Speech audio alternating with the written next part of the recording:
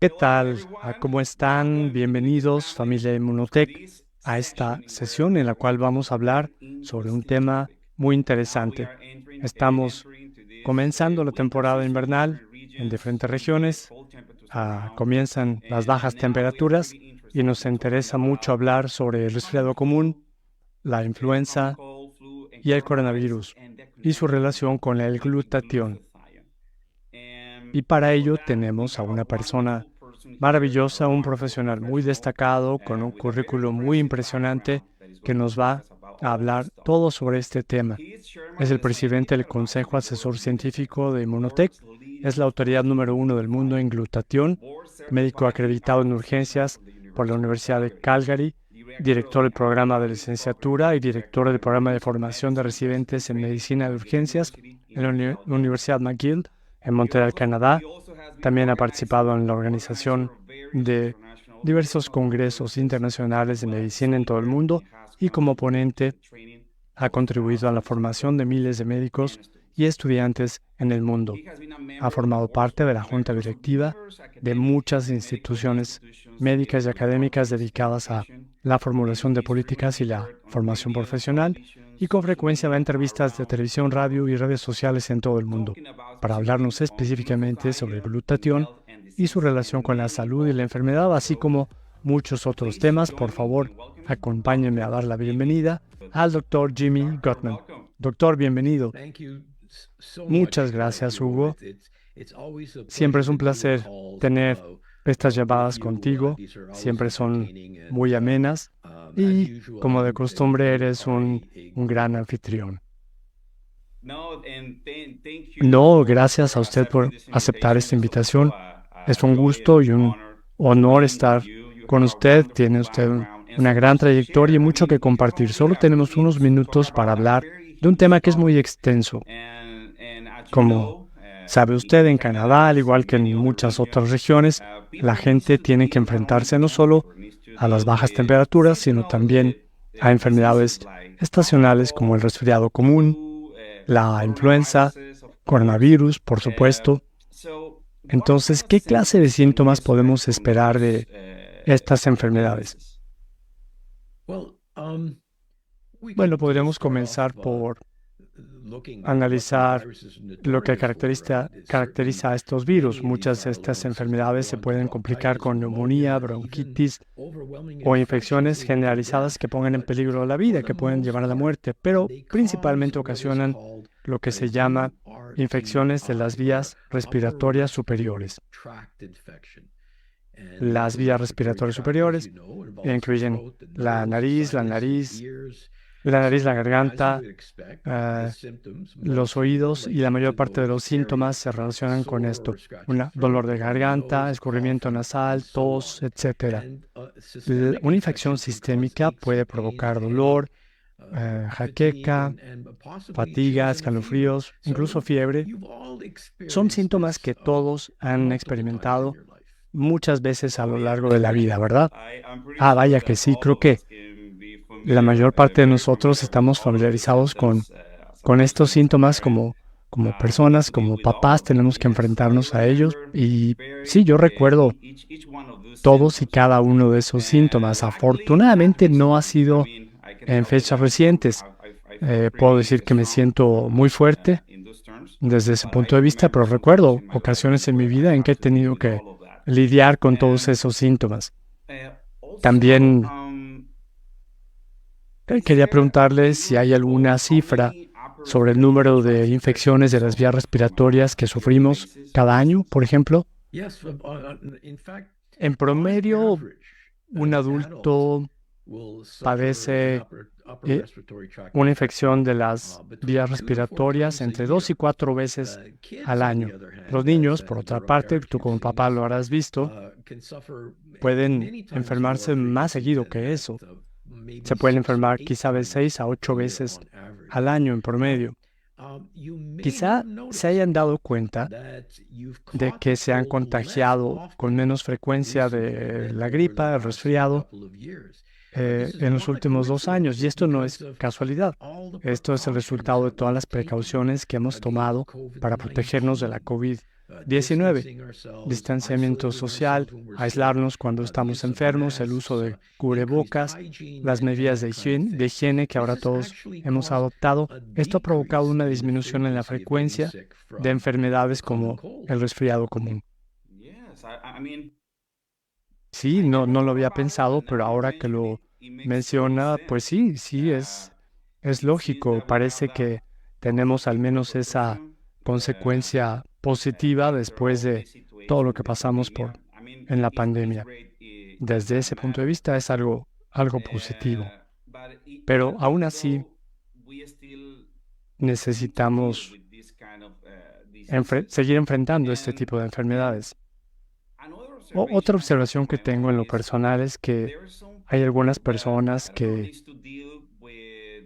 pues se enfrentan a los síntomas, se recuperan después de unos cuantos días, pero hay otras personas que se enferman mucho más y la enfermedad y los síntomas persisten durante muchos días, como que parece haber diferencias muy claras en la capacidad de las personas para enfrentarse a la enfermedad, ¿verdad?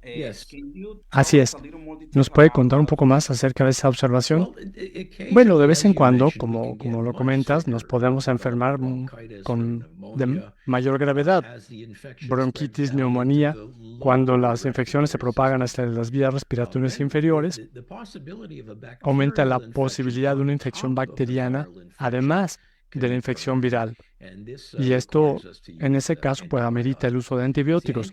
Los antibióticos no funcionan contra los virus, pero se utilizan cuando uno desarrolla lo que se llama una superinfección. Super quiere decir encima de, por encima de. A veces estos virus se pueden provocar a nivel sistémico y involucrar a todo el cuerpo. Pueden llegar a provocar la muerte. Esto es raro cuando se trata del resfriado común, es menos raro cuando hablamos de la influenza y, por desgracia, es muy frecuente, como todos sabemos, cuando se trata de la COVID-19. Así es, porque para algunas personas, pues algunas personas sufren de manera muy similar un resfriado, la influenza y el coronavirus, pero en realidad hay una gran diferencia en cómo reacciona el cuerpo, sobre todo con la COVID-19. ¿A qué se debe esto? Bueno, muchas de las personas que se enferman más gravemente están inmunocomprometidas. Algunas son personas de edad avanzada, que es simplemente otra forma de inmunodeficiencia. Y debo mencionar que muchas personas sufren o padecen de niveles bajos de glutatión. Me gustan estos dos aspectos. Me gustan, quiero decir, desde el punto de vista científico. Hablamos de personas inmunocomprometidas. Es un concepto que mucha gente no tiene presente. Personas inmunocomprometidas. El otro aspecto que usted está mencionando es que hay una relación entre cómo nos afectan los virus y los niveles de glutatión en el cuerpo. Ese es un tema muy importante que podemos abordar. Por cierto, sé que tiene usted excelente material, videos muy buenos en su canal de YouTube. Entonces quisiera aprovechar este espacio para invitar a todos a que escuchen, a que vean los videos del doctor en YouTube. Vayan a youtube.com, Dr. Jimmy Goodman, y van a encontrar mucho material interesante. Doctor Goodman, ¿cómo resumiría usted el rol del glutatión y cómo se relaciona con las enfermedades virales? Bueno, puedo resumir lo que cientos de estudios ya han demostrado. El glutatión es un agente antiviral. Esto está muy claro. Lo voy a repetir. El glutatión es una sustancia antiviral. Si vemos incluso algunos de los estudios de Inmunocal sobre VIH, SIDA, hepatitis B, hepatitis C y otras enfermedades, se demuestra esta relación, este hallazgo. Esa es una afirmación muy poderosa y a ver si lo puedo sintetizar bien. El glutatión es un agente antiviral, es una sustancia antiviral. Es una afirmación muy importante que nos puede dar una pista muy clara de cómo se está defendiendo nuestro cuerpo. Parece entonces que está muy claramente establecido que el glutatión es un elemento muy importante de nuestras defensas naturales, ¿verdad? ¿Nos podría contar más detalles? Sí, claro, con mucho gusto. Esta es una lista breve que se me ocurre en este momento. Los virus requieren de un ambiente oxidativo para prosperar. Los radicales libres fomentan la replicación viral. El glutatión aumenta la actividad de la respuesta inmune innata y también de la inmunidad adaptativa.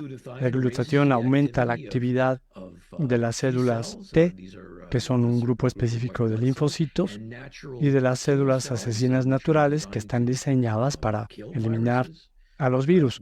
El glutatión modula la actividad de las citocinas. El término citocinas entró al léxico popular a raíz de la COVID-19 y así sucesivamente. Hay muchos factores de los que podríamos hablar. Como científico, esa me parece una historia fascinante y le agradezco mucho cómo puede usted compartir esto en 1 o 2 minutos, pero para ello se requiere mucho estudio, evaluar muchísima evidencia científica y usted está compartiendo esta información de manera muy accesible. Se lo agradezco mucho. Estoy seguro también que esto está respaldado por muchísimos estudios científicos. Invito a toda la gente que visite pubmed.gov, donde encontrarán cientos de artículos en caso de que quieran profundizar en estos estudios, en estos datos. Pero volvamos al tema. Hablemos primero del resfriado común. Tengo entendido que de hecho no se trata de un solo virus. Recuerdo en algún momento cuando estaba estudiando que el resfriado común plantea un reto muy particular porque no es un solo virus. Existen muchos tipos de virus del resfriado, ¿verdad? Sí, de hecho, hay más de 200 diferentes subtipos de lo que llamaríamos el resfriado común. Esta es una de las razones, Dr. Palafox, por las que nunca nos volvemos inmunes contra el resfriado común, porque son demasiados tipos diferentes y cada tipo puede mutar y dar lugar a subtipos y variantes nuevas. Por eso nunca ha sido posible desarrollar con éxito una vacuna contra el resfriado. Ese es un punto muy importante, porque efectivamente no tenemos vacunas contra el resfriado. Es una enfermedad muy, muy común, pero a final de cuentas dependemos de nuestras propias defensas, ¿verdad? Por supuesto, podemos tomar medicamentos para manejar los síntomas, pero a final de cuentas es nuestro cuerpo quien tiene que hacer frente a estas infecciones. Hablando del resfriado común, leí en alguna parte que hay un virus muy popular cuando hablamos del resfriado común, que son los rinovirus. Si mal no recuerdo, rino significa nariz en latín, por lo tanto me imagino que la mayor parte de los síntomas afectan a la nariz, ¿no? El escurrimiento nasal. Efectivamente, de hecho, los rinovirus son el virus más común que cae dentro de la categoría del resfriado común. Dependiendo del año, dependiendo de la región geográfica, los rinovirus pueden provocar entre 30 y 80% de los resfriados durante una temporada. Por lo general son infecciones bastante leves y autolimitadas. Yo me imagino que hay tantos tipos y subtipos de virus, y esto depende de la región geográfica, dependiendo de dónde esté uno. En mi caso, yo recuerdo que me he enfermado, ¿no? Me ha dado gripa cuando estoy en otros países, como usted. Al igual que usted, yo viajo también con frecuencia y normalmente cuando estoy en casa tiendo a no enfermarme de resfriado, pero cuando llego a viajar a otra parte me da un resfriado. Ahora entiendo que se debe a que son amenazas nuevas para mi cuerpo cuando me desplazo a otros países. Y creo que está más claro que nunca que dependo de mis propias defensas. Y hay una relación muy importante también ahí con el glutatión. En relación con esto y con los virus que existen, ¿cuáles son otros virus que son muy frecuentes? Bueno, hay algunos que definitivamente la gente conoce. La mayor parte del público habrá oído mencionar, por ejemplo, los coronavirus. Mucha gente quizá no sepa que todos hemos padecido de infecciones de coronavirus, quizá varias veces a lo largo de la vida. Coronavirus, de hecho, los coronavirus son la segunda causa más frecuente del resfriado común. Hay muchos subtipos de coronavirus y entre 3 y 7 de ellos provocan infecciones de las vías respiratorias superiores en seres humanos. Son virus muy comunes, por lo general son enfermedades leves que podemos superar en unos cuantos días. COVID-19 también es provocado por un coronavirus, pero es un tipo de virus que ha mutado y se ha convertido en una forma mucho más peligrosa. ¿Cómo sucedió eso? Bueno, ese es tema para otra conversación. Ok, entonces nos hemos estado enfrentando a coronavirus toda la vida y bueno, por lo menos estas variantes se volvieron muy famosas durante la pandemia, pero en realidad no son un tipo nuevo de virus para nuestro cuerpo, aunque sí tenemos que enfrentarnos a situaciones inéditas cuando mutan.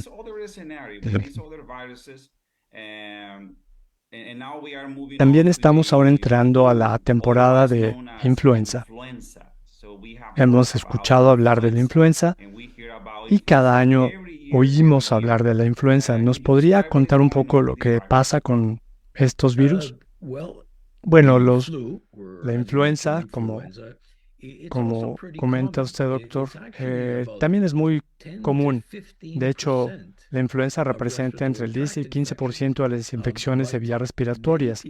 Muchas personas contraen influenza, pero no se enferman tan gravemente y no se reporta. Algunas personas ni siquiera tienen síntomas. Eso es bueno para la persona, pero por supuesto aumenta la probabilidad de propagar la enfermedad porque uno no se da cuenta que está enfermo. Sin embargo, muchas personas sí se enferman mucho con la influenza, mucho peor que con un rinovirus. Pueden acabar en cama durante una semana o dos. El virus de la influenza también acarrea un riesgo mucho mayor de complicarse con neumonía. Y es un riesgo, representa un riesgo especialmente para las personas de mayor edad y para las personas inmunocomprometidas. De hecho, ocasiona miles y miles de muertes cada año. Wow, bueno, pues sí sigue siendo un problema muy grande que tenemos que enfrentar. Esta es mi percepción personal. Yo creo que la mayor parte de la gente simplemente espera a enfermarse y entonces actúa. Toman los medicamentos que amerite el caso, lo cual es importante, pero es una situación reactiva de responder a la situación. Pero a final de cuentas es nuestro propio sistema inmune quien tiene que enfrentarse a la enfermedad, quien tiene que ayudarnos a recuperarnos. Y también el sistema inmunitario es nuestra herramienta preventiva más importante, más poderosa. Es parte de las defensas naturales. Y ahora tenemos más evidencia que nunca de que nuestra inmunidad se ve fortalecida por la presencia de glutatión. El sistema inmune y el glutatión son mejores amigos y para eso, doctor Gutman, usted es el experto. ¿Podría compartir con nosotros algunos estudios que han visto el rol de glutatión en estas enfermedades? Claro, por supuesto que sí. Vamos a hablar del virus, los virus más comunes que provocan el resfriado común, los rinovirus. En un estudio, los investigadores analizaron los receptores en los tejidos de las vías respiratorias que utilizan los rinovirus para entrar al cuerpo. Anteriormente se sospechaba que el estrés oxidativo era responsable en parte de una regulación ascendente de estos receptores, es decir, de atraer más partículas virales. Investigaron, por lo tanto, el rol de los antioxidantes para tratar de suprimir esta acción. De manera muy inteligente, eligieron utilizar glutatión, que es nuestro antioxidante maestro. Al elevar los niveles de glutatión, demostraron que elevar con éxito los niveles de glutatión inhibía la atracción, la pegajosidad, entre comillas, de estos receptores para el virus. Por lo tanto, concluyeron que aumentar los niveles de glutatión se debería considerar como un tratamiento potencial para la causa más común del resfriado común, que son los rinovirus. ¡Wow! Eso es asombroso. Es asombroso pensar que así es como funciona el cuerpo. Evidencia muy clara del papel del glutatión. ¿Qué hay del virus de la influenza? ¿Tenemos estudios para este virus? Sí, claro que sí. Podemos empezar con un artículo, me parece que es de la Universidad de Emory, en Atlanta, Georgia. Por cierto, yo fui residente en jefe de medicina de urgencias hace muchos años. Lo que hicieron ahí fue ver cultivos de tejido y también organismos vivos para probar si elevar los niveles de glutatión podía suprimir el avance de la influenza. Al analizar los cultivos de tejido, incluyendo células epiteliales de pulmones humanos, se demostró que el glutatión inhibía de manera significativa la producción de virus activos de influenza. Y en animales vivos, el glutatión disminuía la cuenta viral en los tejidos. En conjunto, los datos sugirieron que el glutatión tiene una actividad para combatir la influenza tanto en el laboratorio como en animales vivos. Los datos demostraron que al elevar los niveles de glutatión, la carga viral disminuye al mismo tiempo. Es increíble, me encanta cómo vamos descifrando estos mecanismos. Cada estudio va poniendo la siguiente pieza del rompecabezas y ahora tenemos una comprensión muy clara de todo este mecanismo. Me parece fascinante. ¿Hay algún otro estudio orientado específicamente a seres humanos? Eso es una muy buena pregunta, doctor Palafox. Y sí, por supuesto, son los estudios en humanos los que son más relevantes. Podemos hablar de uno de los primeros artículos que analizaron el efecto de elevar los niveles de glutatión en el caso de la influenza. Este sigue siendo mi estudio favorito, es de por allá de los años 90, encabezado por la doctora Sylvain de Flora, y su equipo de investigación sometió a sujetos humanos a elevar sus niveles de glutatión durante 6 meses, durante el pico de la temporada de influenza. Compararon a este grupo con otro grupo que estaba tomando un placebo, es decir, fue un estudio controlado con placebo. Los participantes llevaron un registro, una bitácora diaria de sus síntomas y también se les hicieron pruebas de anticuerpos de influenza. Si daban positivo por anticuerpos, podíamos estar seguros de que habían contraído influenza en algún momento. Y hablemos de los hallazgos. Cuando analizaron los síntomas reportados por los pacientes, como tos, dolor de garganta, escurrimiento nasal, se demostró que el grupo de glutatión tenía entre la mitad y un tercio de los síntomas en comparación con el grupo del placebo. También analizaron quién había tenido que acabar en cama, que se había enfermado más gravemente. De los 10 pacientes que no acabaron en cama, es decir, de los que tuvieron una enfermedad leve, 9 habían estado recibiendo tratamiento con glutatión. Un hallazgo más fue todavía más revelador.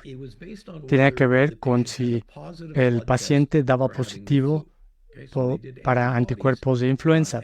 Es decir, vieron si tenían anticuerpos de influenza y si tenían síntomas o no. 80% de los que tomaron el placebo, que dieron positivo por anticuerpos de influenza, habían tenido síntomas claros. Por otra parte, el grupo que tenía mayores niveles de glutatión De ellos, únicamente el 25% habían tenido síntomas. Lo voy a reiterar. En los pacientes que tenían niveles más altos de glutatión, que dieron positivo para anticuerpos de influenza, solo una cuarta parte acabaron teniendo síntomas. Esta es una reducción muy importante en la probabilidad de enfermarse si se contagia uno de influenza. Entonces, niveles elevados de glutatión disminuyen los síntomas, la gravedad de los síntomas y también permiten que el paciente se recupere más rápido. Wow, eso es muy impresionante. Es evidencia clara que elevar y mantener niveles altos de glutatión puede combatir la influenza. Me parecen resultados fuera de serie. Por último, veamos el caso de la COVID-19. Sé que parece un poco raro que estemos comparando la COVID con la influenza y con el resfriado común, pero hoy en día la realidad es que la mayor parte de los casos de COVID se parecen más a un resfriado. Ojalá las cosas continúen así. ¿Puede hablarnos del rol del glutatión en el caso específico de la COVID-19? Claro, Hugo, este es un punto muy importante. Necesito recordarles a todos que he abordado este tema en gran detalle y gracias por mencionar mi canal de YouTube, Dr. Jimmy Gottman, en YouTube.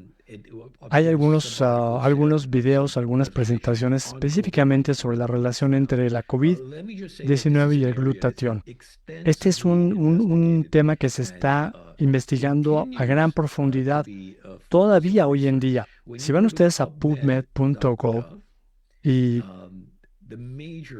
es la base de datos más importante de artículos de investigación en el mundo y ponen en el campo de búsqueda glutatión y COVID-19, van a encontrar como resultados cientos de artículos científicos, todos ellos publicados en los últimos 3 años.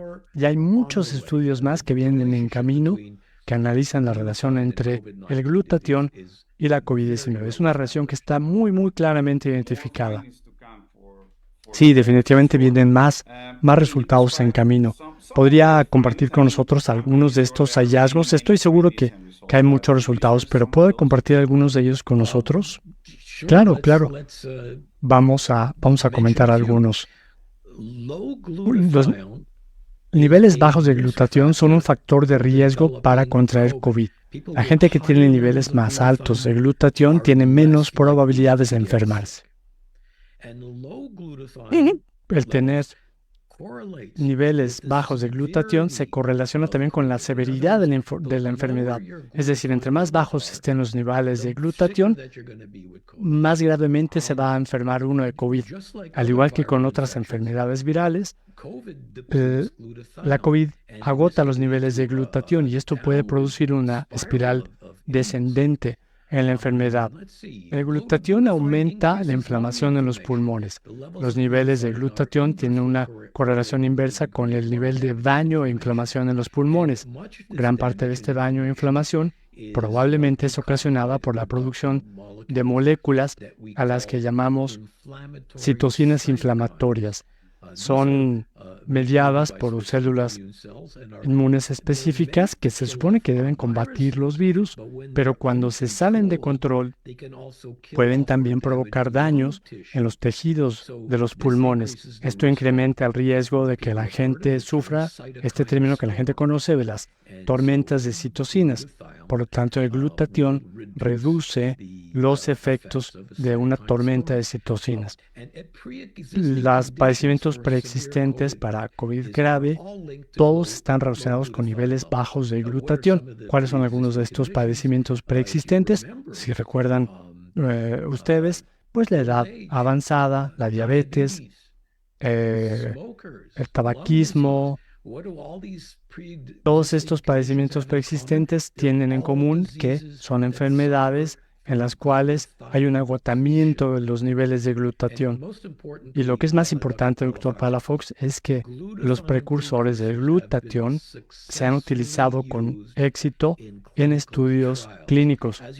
Como sabe usted, este es el aspecto más importante, ver si hay ensayos clínicos que demuestren que una estrategia determinada funciona en seres humanos. En este caso, la respuesta es sí, y hay muchos estudios más que vienen en camino. Basta con ir a PubMed.gov, hacer una búsqueda de glutatión y COVID, y van a ver que hay muchísimos estudios que ya están disponibles para consulta. Me parece espectacular y el mensaje es muy claro.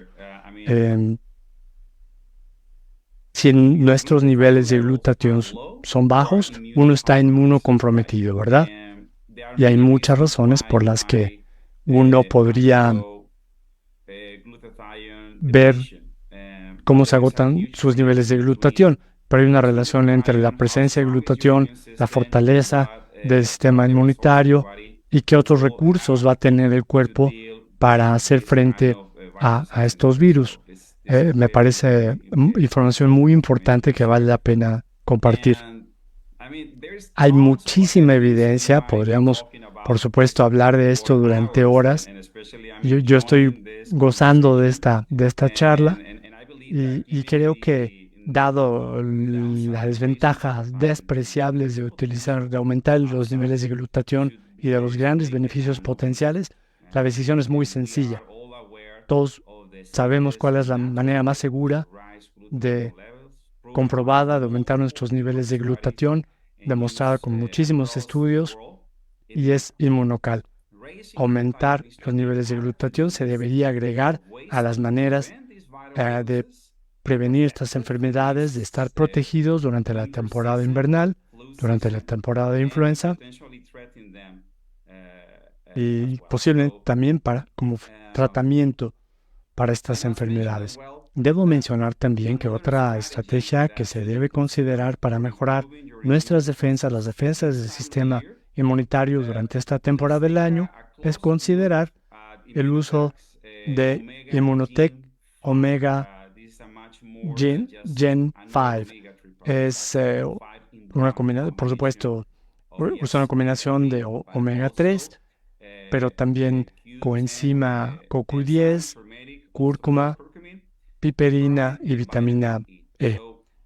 Cualquier recurso que pueda ayudarnos a hacer frente a la inflamación, que pueda coadyuvar a la fortaleza de nuestro sistema inmune, va a ser muy importante para estar mucho mejor protegidos durante la temporada invernal, durante la temporada de resfriados, influencias y COVID. ¿Qué opina, doctor Jimmy? No, definitivamente todo ayuda. Todas estas medidas contribuyen a protegernos, y cuando vemos que ha sido comprobado científicamente, que ha sido validado científicamente, sentimos la confianza de hacer estas recomendaciones. Sí, podemos protegernos y hay estrategias muy sencillas que podemos aplicar. Efectivamente, muy fácil incorporar esto a nuestra nutrición cotidiana, nuestros hábitos diarios, para nosotros, para nuestras familias y nuestros seres queridos. Hay que aprovechar la ciencia, hay que aprovechar la tecnología y hay que aprovechar los recursos que Immunotec pone en nuestras manos. Doctor Jimmy, muchísimas gracias. Esperamos poderle ver pronto nuevamente en otra conversación, y muchas gracias a todos los asistentes, a toda la familia Immunotec por acompañarnos, y pues estén pendientes de la próxima cápsula.